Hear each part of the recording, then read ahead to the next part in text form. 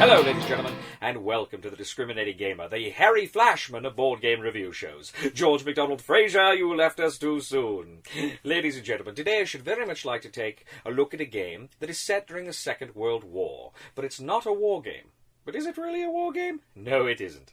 Or is it? I am, of course, talking about Churchill, Big Three Struggle for Peace from GMT Games.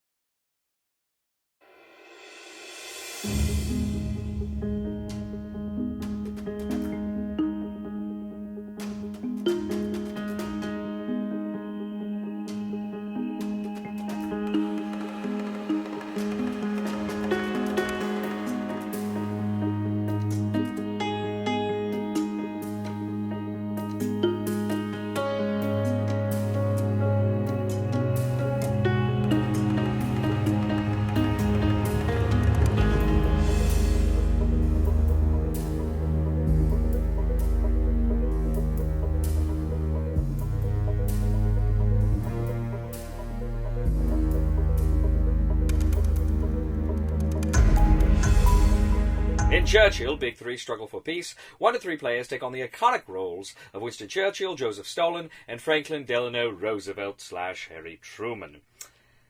What you do in this game is essentially recreate the conferences that took place amongst the Allies during the Second World War. So in that sense, it's not really a war game, and yet there is very much a war game element here. Now, the game board is separated into 2 sections, a conference display and a military display. Now, the conference section has essentially the 3 leaders around a table, and each leader has a track of 1 to 6 leading to their chair. In the center are where various issues come into play. Now, the other side is essentially a military map of Europe and Asia, the different fronts in those various theaters, and you're going to be progressively moving military units along tracks advancing toward Germany and Japan. Now, there is a lot going on in this game, so let me just give you a basic overview. Now, the basic campaign game takes place over the course of 10 rounds, though you can shorten that with various scenarios. Now, the very first thing you'll do every round is reveal the agenda card. And the agenda card will have specific directives for each of the participants, and they may help some participants, they may hinder others. They may require you to commit production in certain places. They may require you to direct military resources in some places. It may give you more kind of clandestine spy units to place. It may say certain issues must be debated this round, and there may be certain conditions attached to those as well, but that's going to kind of set the mood for that particular round. Essentially, what is going to happen is you each get, every round, 7 staff cards in addition to your leader card, your FDR card, Stalin card, or Churchill card. Now, the various staff cards you use in this game reflect the actual historical actors who participated in these conferences, both military and diplomatic. You have George C. Marshall, Sir Alan Brooke, Alexander Vasilevsky, and various other British, American, and Soviet dignitaries. Each one of these cards has a number up in the corner. That's kind of its strength. That's kind of his debating power. And that's what you're going to be doing during this game, during the conference phase, is debating specific issues. So at the very beginning, you have the agenda phase. Each player is going to lay down a card, and this card is going to have its number up in the corner. Now, each of these cards will also have some various abilities and fun things they can do, but you won't necessarily be able to activate that in the agenda phase because you're just trying to be the person who shouts the loudest and who gets the most attention and can set the agenda. The person who sets the agenda, then, the person with the highest card, subtracts the difference from the lowest card played, and then he can take one of the issues from the board, the issue board, and he can place it that number of spaces on his particular track. Then what happens is you go around and each person selects 2 more issues to take from the issue pool and put them in the center of the conference display. Now, the various issues being debated are things like the industrial productivity of the nations. You can force other nations to commit their industry to other fronts or other war efforts. You can also direct military offensives of the other players, kind of controlling how they're going to do their military operations during the game.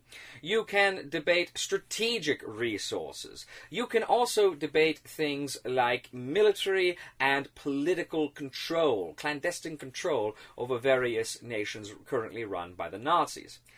There is also some conditional factors that will come into play. For instance, you will have a global ability, and this global ability is very, very interesting because it kind of allows you to place more of your political and military markers in some of those nations throughout the board, giving you more points as you go along. So depending on how you use those and how you orient those more toward yourself, you'll gain points, but also perhaps open some more options up for how you can place some of these other units.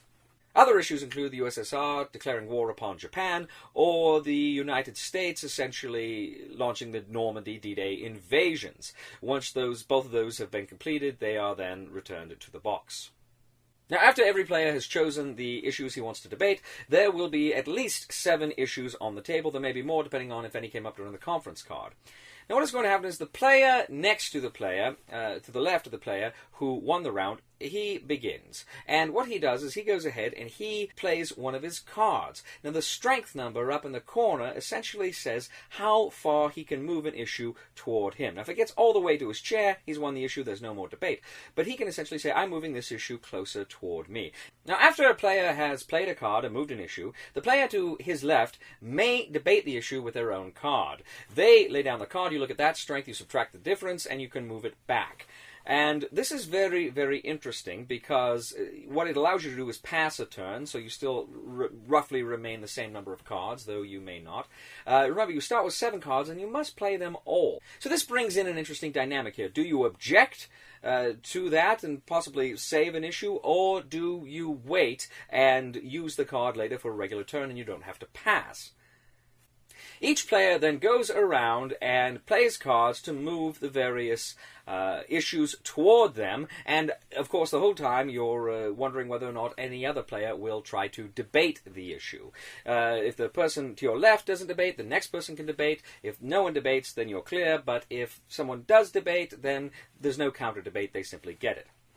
At any time during the conference, however, people can essentially discard a staff card, and they can play their leader card, their Churchill, their Stalin, their Roosevelt card. And these are very powerful. They're usually about a 7, and they have a lot of power that comes with them for various issues.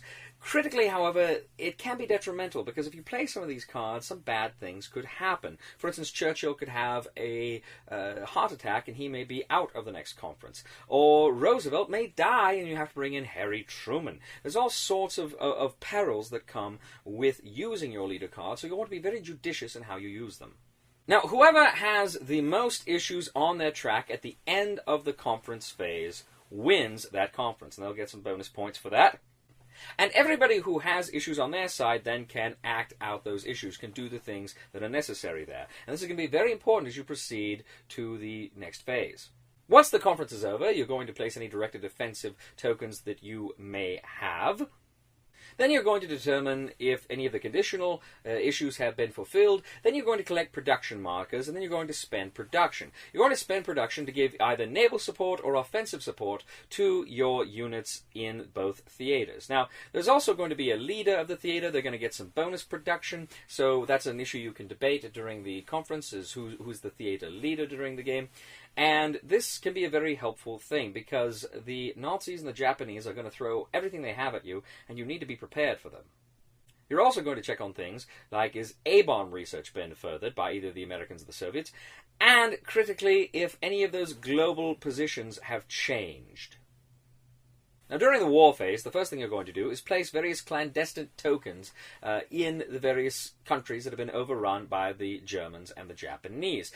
These spy networks will give you a foot in. They will give you a few points, usually all things being equal, but it's just kind of a foot in the door. What follows then, what you really want to do is place your political control markers. This is setting up kind of a government ready to spring into action once it has been liberated, and they give you quite a few points.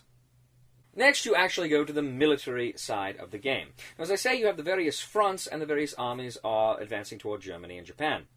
The Germans and the Japanese have various formulas, depending on certain conditions, about where units are on the board for placement. They place little blocks in front of your armies. And for every block they have, you have to remove one of your offensive support tokens. So it kind of lowers your strength even as it lowers theirs. Now, if there is no resistance immediately in front of you, you'll roll a 10-sided die. And this 10-sided die is very important because if you just have your wooden tank there, it can only advance on a roll of a 1 or a 2. But for every offensive support token you have there, you gain 2 more. Now, theoretically, if you had your unit there and 2 tokens, you would theoretically advance on a roll of 6 or less. But also, too, you need naval support in certain areas for amphibious operations, and as you move into different squares closer and closer to the Axis powers' capitals, certain events trigger. If you get there faster than one of your opponents gets to one of their objectives, you get points and they don't. So there's some very, very interesting military consequences going on here. Finally, you go to the post-mortem phase, and if both Germany and Japan are defeated, then the game is over, and you determine who the winner is. If, however, you reach the 10th game round, and neither Germany nor Japan is defeated, then you still figure out who the winner amongst the 3 is. And then finally, if neither Germany and Japan have been defeated, and if it's not the 10th round, you proceed to a new conference phase. Unlike a lot of games where you're simply going for highest score, this is where Churchill is kind of interesting in the victory conditions. For you see, you don't necessarily want to be way out ahead of your opponents. In fact, that can be quite detrimental. There are 3 different conditions attached to the game for victory. Now, I'm not going to get into the details of all the conditions. There's a lot of verbiage there. But suffice it to say, it's a question of if you are a runaway leader, under certain circumstances, you will not win the game. In fact, it would probably behoove you to come in second. That being the idea that if one person gets so far out ahead, the other 2 will kind of gang up on them, and then the senior of those 2 partners will win the game. So it's a very interesting balancing act as far as points. Indeed, this was described as the creator as a co-opetition game, meaning you must work together, not only to defeat the Axis powers, but also to kind of help each other up and kind of stay on a level playing field, because if one of you gets too far out ahead, if the conditions are right, you're still not going to win the game. The game also comes with bots, so if you want to play a 1-player game or a 2-player game, you have a Stalin bot, a Roosevelt bot, a Churchill bot that can facilitate that. Now, I have had my eye on Churchill for over a year now. I've watched its development with anticipation. I've watched it with anticipation for a couple of reasons. First of all, as many of you know, I'm a historian, and I absolutely love learning about the Second World War. It is my primary focus. I wrote my master's thesis on Hitler and Stalin's military commanders.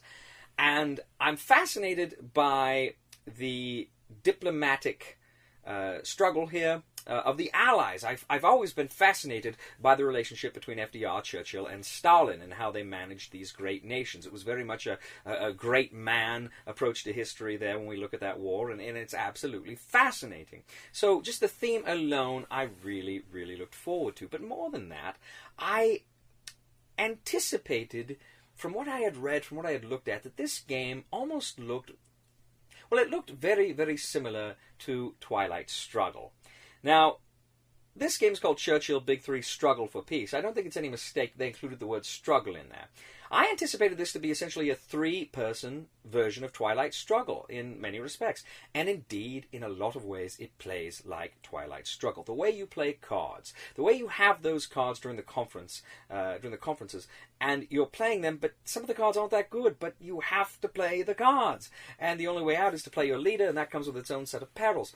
So it's very interesting, and it is filled with those tough decisions the way you're playing those cards. Some of the Soviet cards, if you play a certain card, then the next card that's played may get assassinated or arrested, and they're out of the game. So some very, very interesting mechanics here in that regard. But Churchill is much, much more than simply a 3-player clone of Twilight Struggle. It's a very, very different game. It's a very different game, first of all, because while a good part of the game is that conference, equally important is the theater maps and what is going on the military map. And as you advance through the military map, you really have to pay attention. You really have to be on the ball, or bad things are going to happen. Not just to you, but potentially to your allies. So it's quite fascinating. But really, what makes Churchill, I think, so unique is the fact that I don't think I have ever played a game that depended as much on balance between the players. And when I say balance, I mean balance in a lot of ways. Balance in the conferences, balance in the military theater, balance in the way you play the cards, balance in points, because you don't want to get too far ahead. I've never played a game where at one minute you're racing, and then you have to look back and you say, okay, come on, let me help you, and then you have to move forward again. It is absolutely smashing. I really love it. It's a brilliant game. Churchill is tremendous fun. If you like Twilight Struggle, I suspect you will like this. It is a hair more complicated than Twilight Struggle, I believe. It's a long game. And the learning game can be brutal. The learning game can be tough. There is a huge learning curve. But once you get the dynamics down, it's not that bad. But the learning curve is there. And it can be brutal. So you need to pay attention and know that first game is probably not going to be indicative of your experience with the game as a whole. Now, the good folks at GMT, on their kind of meter for the game, their rating, they rated Churchill's complexity level at a 2. At a 2.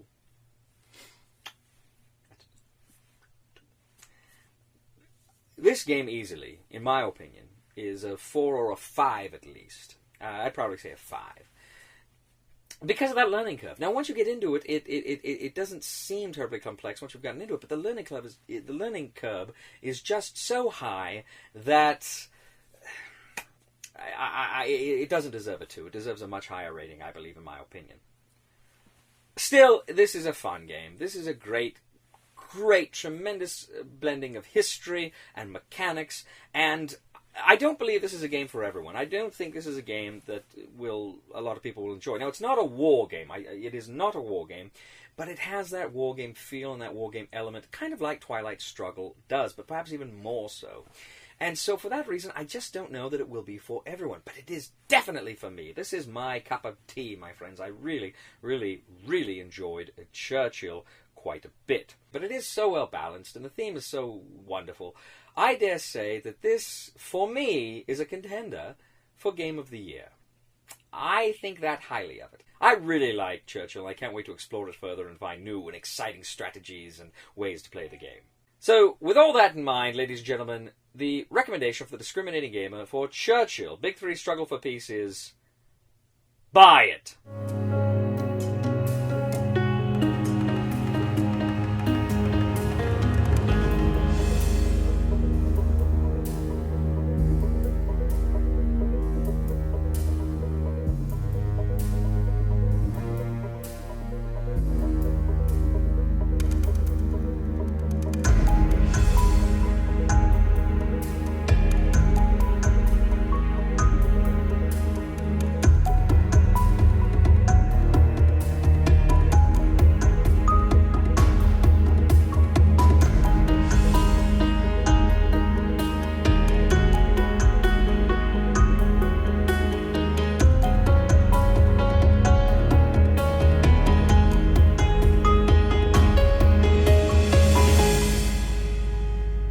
Thank you, ladies and gentlemen, for watching us today on The Discriminating Gamer. As always, we ask you to please leave a comment for us on YouTube, on Board Game Geek, on our Facebook page, or on thediscriminatinggamer.com. We ask you to please like us on Facebook and subscribe to us on YouTube. And ladies and gentlemen, I'm just going to say it right now, you need to quit Stalin and buy this game. Please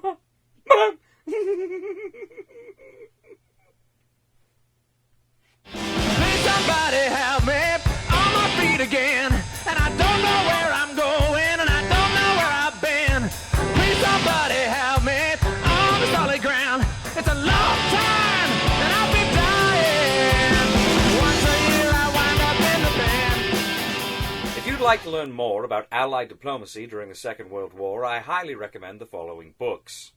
Memoirs of the Second World War by Winston Churchill. Yalta, The Price of Peace by S.M. Plokey. World War II, Behind Closed Doors by Lawrence Rees.